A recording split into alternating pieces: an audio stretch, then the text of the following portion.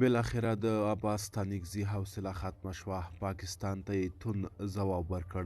دا چې څه یې ویلي دي ملګرو، که تاسو هم غواړئ پوه شئ ویډیو تر اخره وګورئ او زموږ چینل هم سبسکرایب کړئ. ستانکزی ګاونډیانو ته بې بنسټه نیوکې او تورونه اړیکې خرابوي. د بهرنیو چارو وزارت سیاسي مرستیال شیر محمد عباس ستانکزي پرون چهارشنبې په یوه غونډه کې ویلي چې د ګاونډیو هیوادونو له لوري بې بنسټه نیوکې د افغانستان او ګاونډیو ترمنځ اړیکې خرابوي.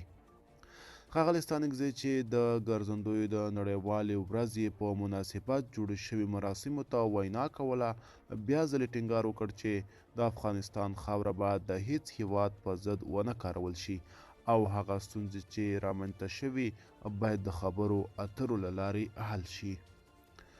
د هغه په اند د ګاونډیو هیوادونو له خوا د نړۍ د قدرتونو د رضایت د خپلولو لپاره پر افغانستان تور لګول منطقي حل لاره نه ده. شیر محمد عباس ستانکزي وویل په هر محفل او په هر کنفرانس کې بې ځایه او بې مورده نیوکې او تورونه د دې لامل کیږي چې خدای مکړه د هیوادونو ترمنځ اړیکې ترینګلې او خرابې کړي، چې دا زموږ او ستاسو د یوه لوري په ګټه هم نه ده. ملګرو، دا به زموږ چمتو شوې ویډیو. که تاسو هم د دې ویډیو په اړه څه نظر لرئ موږ سره کمنټ کې شریک کړئ.